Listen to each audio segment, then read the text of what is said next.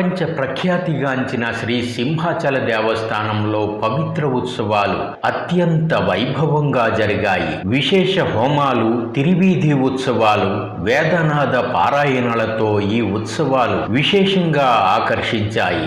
దేశంలో ప్రఖ్యాతిగాంచిన న్యాయమూర్తులు సైతం ఈ ఉత్సవాలను సందర్శించారు.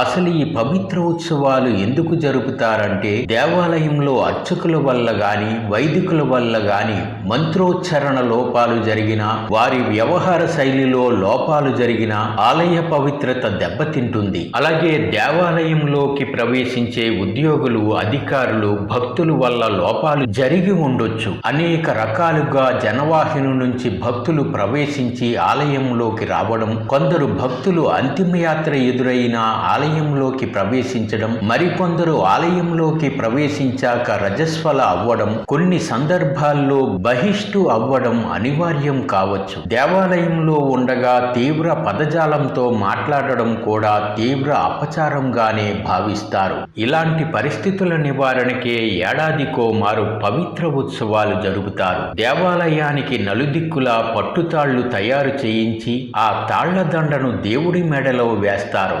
ఇంకా దోష నివారణ కోరుతూ విశేష హోమాలు జరుపుతారు. ఇలా శ్రీ సింహాచల దేవస్థానంలో 5 రోజులు జరపడం ఆచారం. శ్రీ సింహాచల దేవస్థానంలో ఈ నెల 2వ తేదీ నుంచి పవిత్ర ఉత్సవాలు ఆరంభమై ఆదివారంతో ముగిశాయి. పవిత్ర ఉత్సవాల సందర్భంగా శ్రీ సింహాచల పుణ్యక్షేత్రం విశేషంగా ఆకర్షించింది. పుష్పాలంకరణలు, మృత్యుంగ్రహణం, విశేష హోమాలు, పారాయణాలు జరిపారు. వేదనాద ఘోషతో పాటు తిరువీధి ఉత్సవాలతో భక్తులు పరవశించారు. ఎగ్జిక్యూటివ్ ఆఫీసర్ వేండ్ర త్రినాథరావు పర్యవేక్షణలో స్థానాచార్యులు డాక్టర్ టిపి రాజగోపాల్, ప్రధాన అర్చకులు గొడవర్తి శ్రీనివాసాచార్యులు, కర్రి సీతారామాచార్యులు వైదిక బృందాలతో ఈ ఉత్సవాలను విశేషంగా జరిపించారు.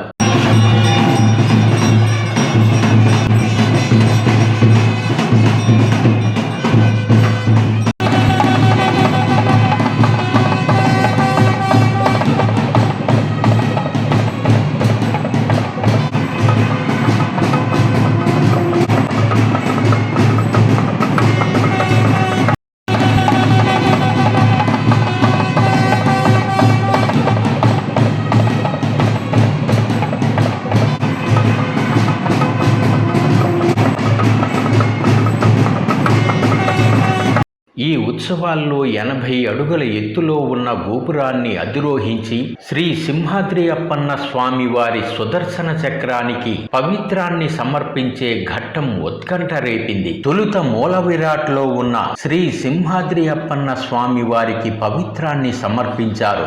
అలాగే సింహవల్లి తాయారు, ఆండాళ్ళ అమ్మవారు, శ్రీ లక్ష్మీనారాయణ స్వామి వారితో పాటు ఆళ్వార్లకు కూడా పవిత్రాలు సమర్పించారు. అనంతరం 80 అడుగుల ఎత్తులో ఉన్న సుదర్శన చక్రానికి పవిత్రాలు సమర్పించారు.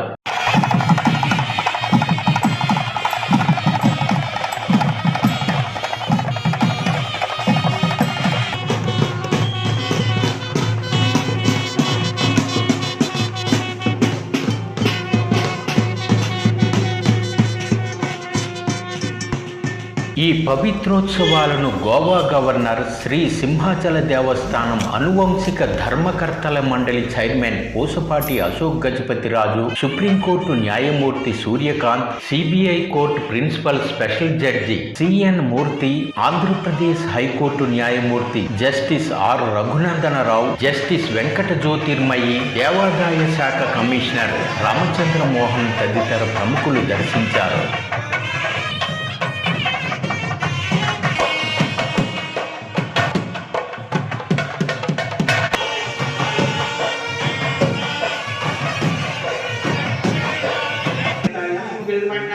अन्नानि तत्र वाक्ये